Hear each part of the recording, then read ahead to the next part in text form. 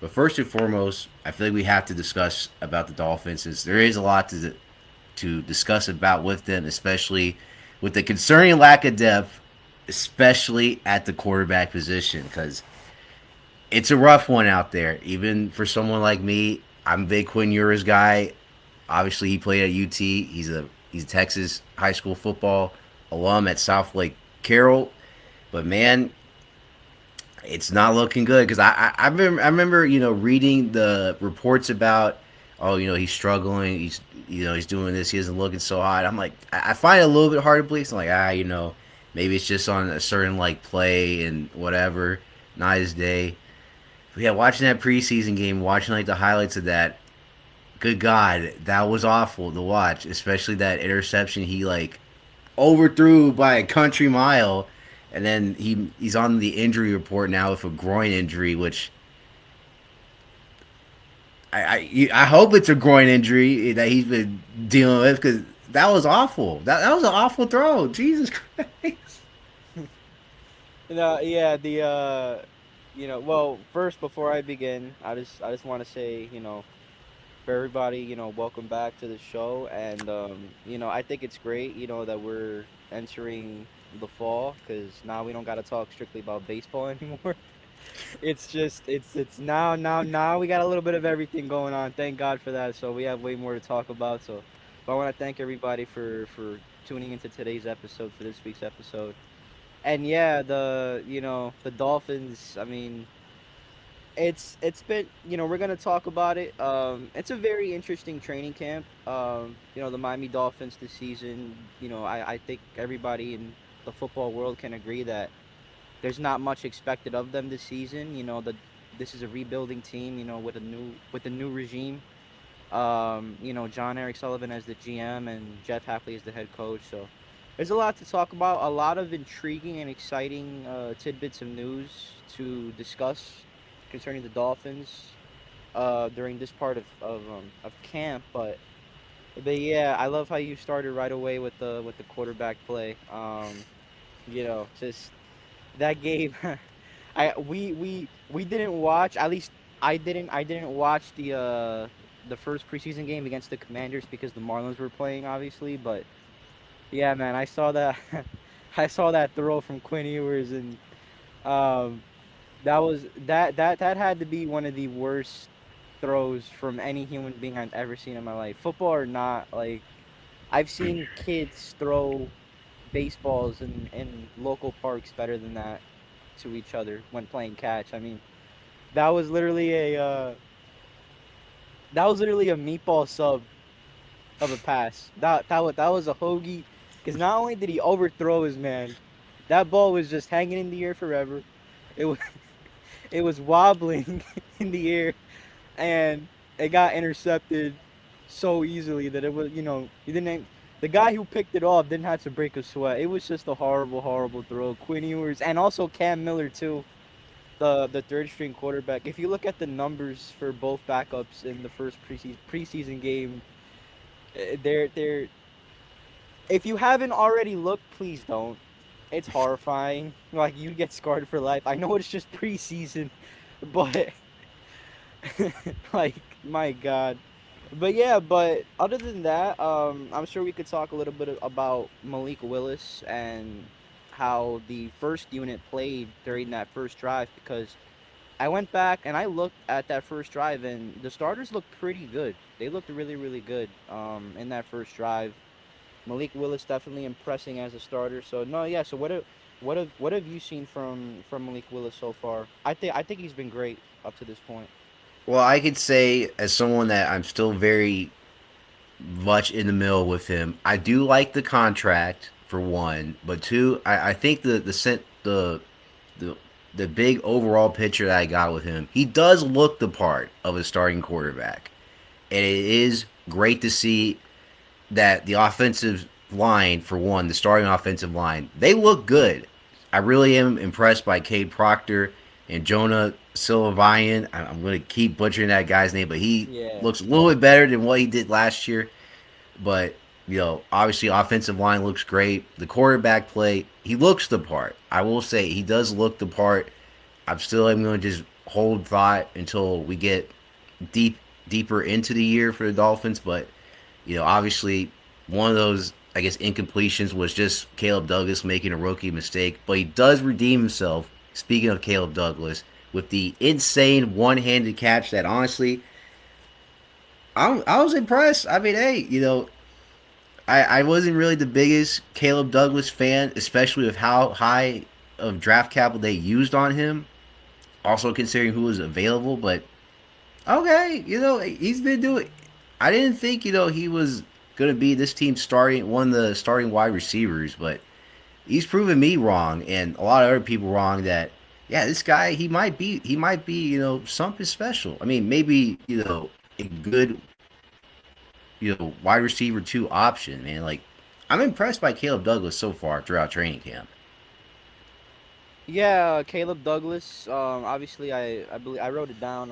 Obviously from Texas Tech, a third round pick, the 75th overall pick, one of three receivers the Dolphins drafted back in April in this year's draft, and I think Caleb Douglas, like I said, from Texas Tech, he's certainly been very impressive. I've heard a lot of good things about him.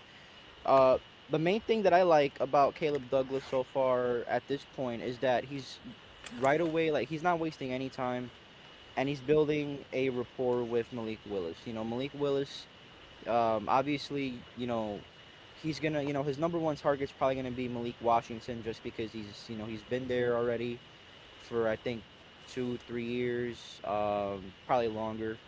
Um, and Malik Washington, he's the veteran of the wide receiver group to pair along with free agent signing Tutu Atwell from the Rams. But I think it's very encouraging to see one of the young receivers getting early looks from a guy who's going to be the starting quarterback this season, from a guy who's supposed to be and projected to be what all Dolphins fans hope is the franchise quarterback, because we obviously know what happened with Tua. So this team, this team is looking. They're searching for that answer at the QB spot, and they hope Malik Willis is that. And I think with Malik Willis's ability to to move around in the pocket, run around, he has a strong arm. He could extend plays. Because of his skill set, I think it's great to have wide receivers that can adjust to him on the fly. And Caleb Douglas certainly is one of those guys doing that in camp. He's already doing well when it comes to running his routes, from what I've heard, and from what I've read in several different articles from the Miami media. Uh, but yeah, he's consistently making plays in camp and also in preseason. You did mention he did have the one rookie mistake where he forgot where he was on the field, and he stepped out of bounds. Still caught the ball, but he was out of bounds, so it didn't count as a complete pass. But overall, for a third round pick, for him to be coming in and making all and for a third round pick to come in and make the impact that he's making right out of the gate before the season starts, I think is very encouraging. And yeah, that one-handed catch, preseason or not, that already is a contender for one of the best highlights, if not the best highlight of the year, considering that from my recollection, he had a guy draped on his back, or Yeah, when he ran. DPI. It was So DPI all the yeah, way. He still got it. yeah. So the fact that he made that catch, that was pretty nice. That was pretty amazing. And especially for guys who aren't first or second round picks, you're looking for plays, you're looking for moments that make them stand out.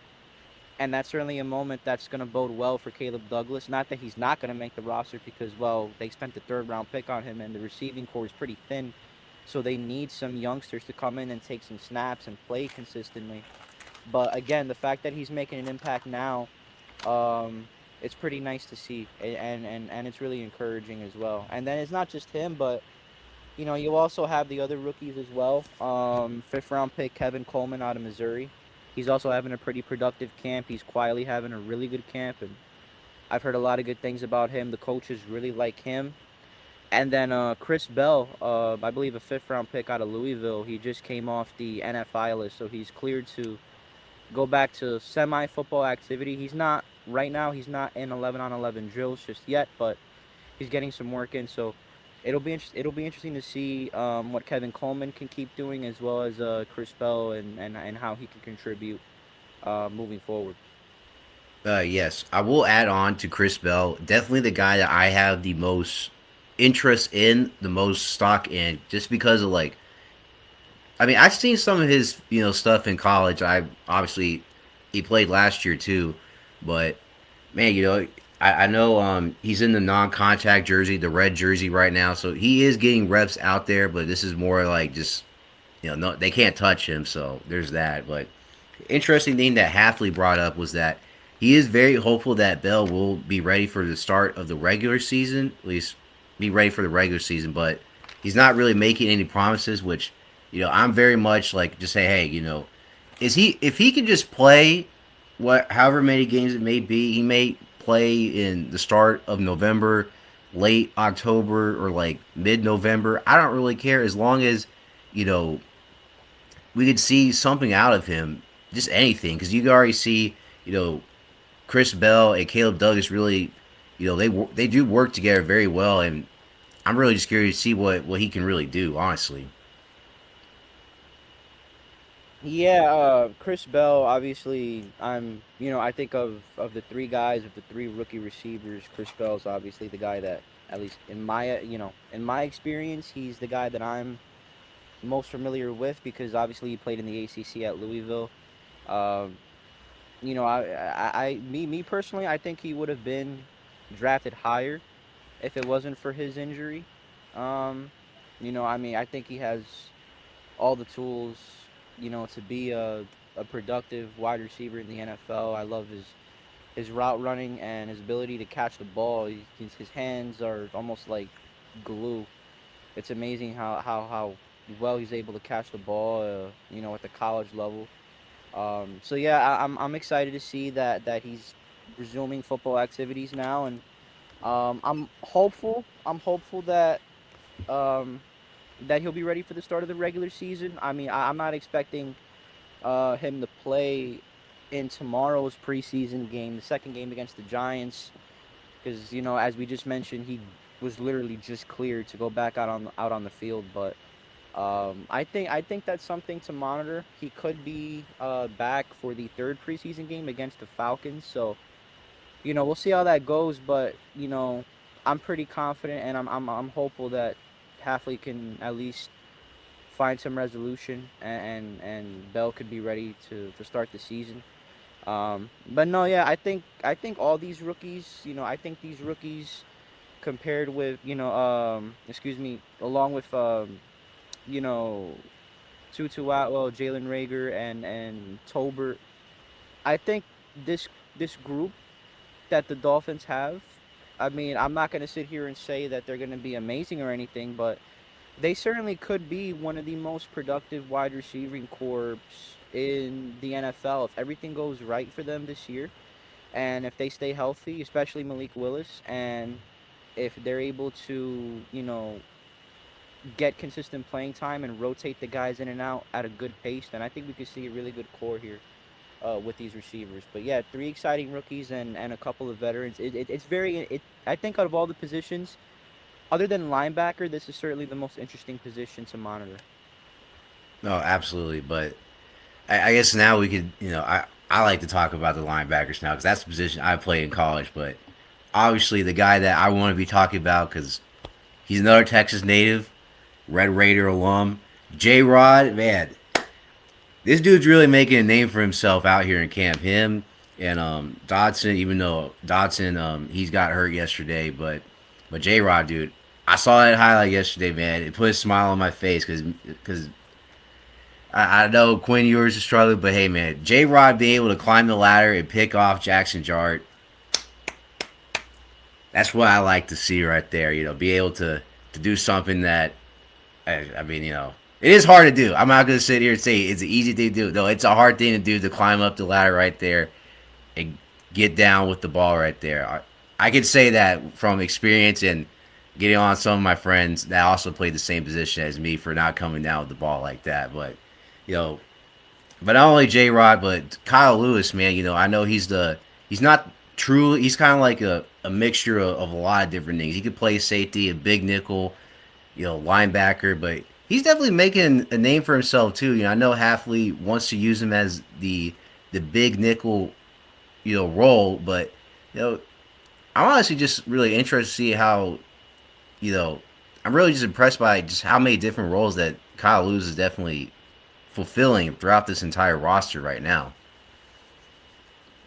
Yeah, the linebacker, since we transition into that, the linebacking core is it's very, very interesting. You look at this linebacker room, and I think the number one guy for sure is Jordan Brooks. He's the leader of that little position group. Of course, I believe he was first team All Pro last year. I know he was on one of the All Pro teams. Um, but yeah, just looking at what they have, Jacob Rodriguez. I remember last year, in college, there was discussions of him being in the Heisman voting, which is very rare for a defensive player to be in the Heisman voting. So, but no, yeah, without a shadow of a doubt, one of, if not the best linebacker last year in college football, and certainly was the main driver of that Texas Tech defense. So I think the Dolphins got a gem with this kid. I'm surprised that he wasn't a first round pick. I don't know why he was not. But that's just how the cookie crumbles sometimes. But man, yeah, that interception he had yesterday off Jackson Dart was something. I saw that on social media. That was awesome. And yes, despite me not playing football at all in my life, I could only imagine how difficult that is to jump over a man, jump over a human, jump over a human being, uh, without what's the word? Without, I guess, feeling a part of your legs, jostling, for lack of a better term. Something coming apart. Uh, but yeah, it's kind of cool to see that he didn't tweak anything and make that catch, make that interception. But you mentioned Kyle Lewis. To me, in my opinion, he's the most intriguing and interesting individual of this linebacking corps because, as you mentioned, he's so versatile. He has great speed. He has great vision. He has great range, and he could do so many things. And obviously, like I just mentioned the same thing with Chris Bell. I'm familiar with Kyle Lewis a lot because he played at Pitt, in the ACC, which is where Miami plays. The Hurricanes. So, um, it's interesting to see what they're gonna do with him. He's getting a lot of reps at safety. I believe he started getting reps at safety 2 days ago, if I'm not mistaken. It was a surprise to him. But I like the fact that Jeff Hafley is showing some creativity right now, early in his tenure, because I kind of feel that if Kyle Lewis is put in the right position, this kid could be a steal of a draft pick, a fifth round pick, if I'm not mistaken. He can play the nickelback role. He can play safety because of his speed, because of his coverage, and in my opinion, he could be one of the best hybrid defensive players in the league if he's developed well. I mean, you think about what guys could do, what safeties could do. I mean, if you look at just what they could do, you're gonna see all the stuff that he brings to the table. He could blitz. They could put him in certain, coverage situations, certain packages. I think it's just really cool what Jeff Hafley's doing with Kyle Lewis, and I'm interested to see, how he looks for the rest of camp, and interesting, because of his versatility. I would not be surprised if he's actually in the starting lineup or on the bubble by the time the regular season starts. But we'll see how the rest of the preseason plays out. There's still 2 games, still 2 weeks to go, but certainly very, very optimistic of his future here because of his skill set. Very, very intriguing player. No, absolutely. But the thing I will add on with Kyle Lewis, he did actually get some starter reps with the first defense with in that first preseason game against the Commanders. So definitely something that I will most definitely be looking out for with Kyle Lewis. But I guess continuing on, I am as a defensive guy, I am biased, but another guy that I'm also very impressed by just because of his ability, even though he should have had an interception against the Commanders on Saturday, is Chris Johnson, man, the San Diego State standout. You know, he's been doing well, man. Obviously, you don't really hear his name a whole lot, but it's a good thing that you don't hear his name a whole lot, especially out there in pass coverage, because it means he's doing his job, he's not getting mossed, and that's really about it, man. Obviously, he was the other first round selection. He's obviously going to be the starting corner for this team because he has the best skill set out of a lot of the other corners that are there. with the Dante traders and Storm Duck's hurt, but I'll just throw out Storm Duck because that was the name of my fantasy football team last year. But yeah, I guess this is another guy too that I really want to see more of out of what he can do, on the field in a real true game environment set, which we're going to see tomorrow when they play the Giants. And I mean, it's really all I got in terms of Chris Johnson. He's done great so far. I don't really have any notes besides come down with the ball, bro. Two hands, come down with it, take the knee in the end zone. It's 1st and 10 coming out of the other way. Yeah, Chris Johnson. I actually did not have anything written up for him for today, but Chris Johnson, late first round pick, and yeah, as you mentioned, yeah, he's already the number one guy, at least in secondary, because of how thin the secondary is coming into this year. As soon as he was drafted, he was already pegged to be Miami's number one defensive back, just because of how thin, like I said, the whole position group is. Doesn't matter if you look at corner, safety, the whole secondary. This could be the roughest part of the roster. This and maybe the offensive line, which I'm sure we'll get into in a bit as well. But the biggest concerns, the biggest question marks is the secondary and the offensive line for sure. But yeah, Chris Johnson, I'm interested to see what he can do and how well he'll play this year because for those who don't know me well, I am a nut when it comes to Group of Five football, college football. Um, really big into the MAC and the Mountain West and the Sun Belt, Conference USA, all those conferences. And I think out of all the mid-major schools in college football, I think Chris Johnson it was the best defensive back in the country of all the Group of Five schools. Like I mentioned, he was last year's Mountain West Defensive Player of the Year. 4 interceptions. I remember he had two. I think one was against New Mexico, if I'm not mistaken. I forgot who San Diego State played. You forget the schedule when it's over, but yeah, I do remember he had two pick sixes.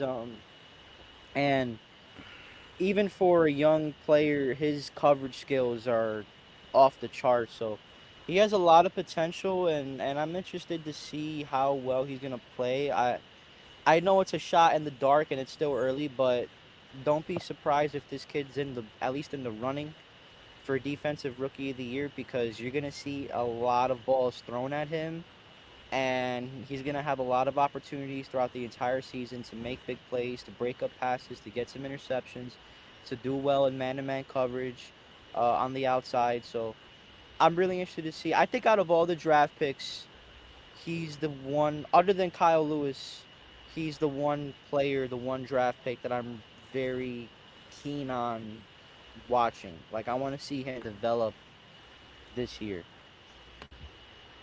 No, absolutely. And I guess we'll just round out here before I talk about Jeff Halfley and some of the things he brought up with the offensive line and the running game. Obviously, Devon Achan is Devon Achan. He's a great football player. He's doing what he needs to do, obviously. I really am interested to see what they're going to really do with some of the other guys like Jalen Wright and Ollie Gordon. It seems like right now that not Ollie Gordon, Jalen Wright does have the lead right now in terms of vying for that second option as the second RB on this team. But other than that, man, offensive line, obviously, some of my best friends and good friends I have made throughout my life, they played offensive line.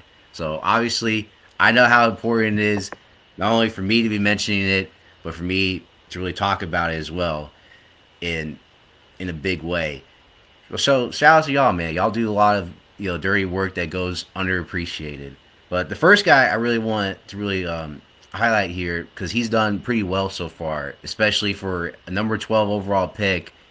That I wasn't really, I wouldn't really say that I was disappointed, but considering that you could have drafted Caleb Downs or Ruben Bain, yeah, I would have preferred those guys. But so far, Kaden Proctor, he's proven a lot of people wrong, including me. Including me. I will admit, I was somewhat of a detractor of his, even though, yes, I'm always am a big fan when the big fella can get the football like he did at Alabama. in the wildcat formation. But he's been moving a lot of people around. He's creating a lot of good running lanes. Solid contact on the second level, getting up there. I really got no real complaints. I know some people were really questioning about whether or not he could truly be something just because of was I think it was like his weight concerns or something like that Nick Saban brought up. But so far throughout training camp, you're really hearing a lot of his name in a lot of positive lights. Unlike another guy like Austin Jackson, Austin Jackson, but definitely the one guy I'm very surprised with in terms of his production and what he's be able to do on the field with Caden Proctor. Yeah, absolutely. Caden Proctor, the top pick in Miami's draft class this season, number 7 overall.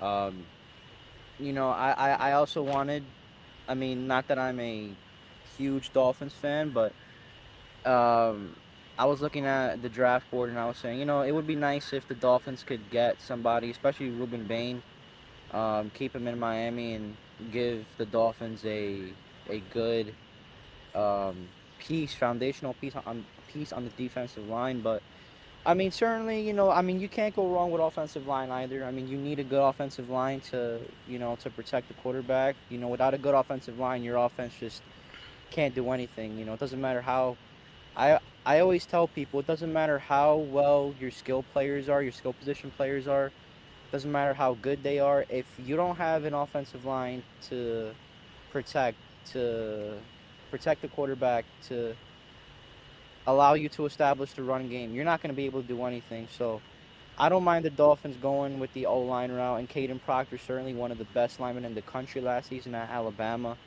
Uh, he he did mention, which is interesting. He did mention how he had to alter his hand technique from more of a clamp style to quick, independent strikes. He's locked in at the left guard position after playing tackle, I believe, in college.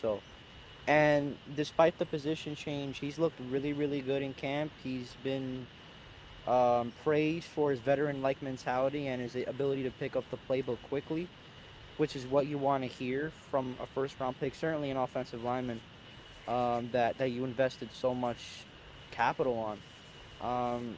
He does have massive power in the running game. Like he could easily, he alone could allow guys like Devon Achane to get 5, 6, 7 yards a clip, if possible. This guy is just so strong and so disciplined, and he's won a lot of one-on-one reps in camp. The only problem is that he's still been, which is not an issue. He's a rookie. He's been beat on some crucial snaps. He got beat by Zach Seiler, one of the defensive linemen, on a crucial snap, I believe, yesterday or 2 days ago. Um, but yeah, he's certainly he's impressing early, which is nice to see. Because I don't know how many times I've seen first round picks just disappoint in camp, which is never a good sign. So he's done a good job. Also, the second year, I believe he's on the right side now after playing on the left side. Yes, he's a Jonah right. Jonah Si- yeah, Jonah Sivanaya, if I'm saying his name right. Um, Obviously I think he was a second round pick out of Arizona last year. I could be wrong. Um, Obviously he did struggle a lot last season, mainly because he was out of position. He was playing on the left side. Now he's back to his accustomed position on the right side of the line at the right guard spot. He has impressive strength and pass protection, so it'll be nice to see how he'll be able to hold up in the trenches in his second NFL season. But yeah, Austin Jackson, he's certainly having a disappointing training camp, which is a major concern because out of all the offensive linemen on this roster, he's by far the top guy or the most notable guy. So the fact that he's struggling so much is it's definitely concerning. But, I will say this, while it is easy to have concern and worry about him, maybe he's just not into it. I mean, he's a veteran, a lot of these guys just a lot of these veteran guys, they hate training camp.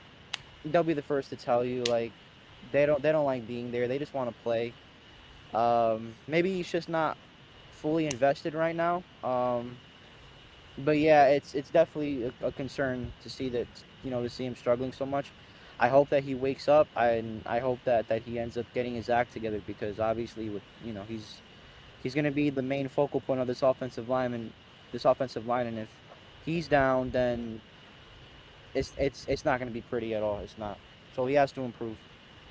No, absolutely. I will also just like to add on with Jonah. I'm very impressed by too the really just big improvement. Just obviously, he's playing the side of the ball or the side of the line that he's really good at now. But really, just being able to see that improvement on the field as well. Because I've seen some of the highlights too, and I've been impressed by what Jonah's been able to do in year two. I guess the last thing I kind of want to bring up about because some of the things that Jeff Halfley has brought up, where he's doing like interviews and whatever.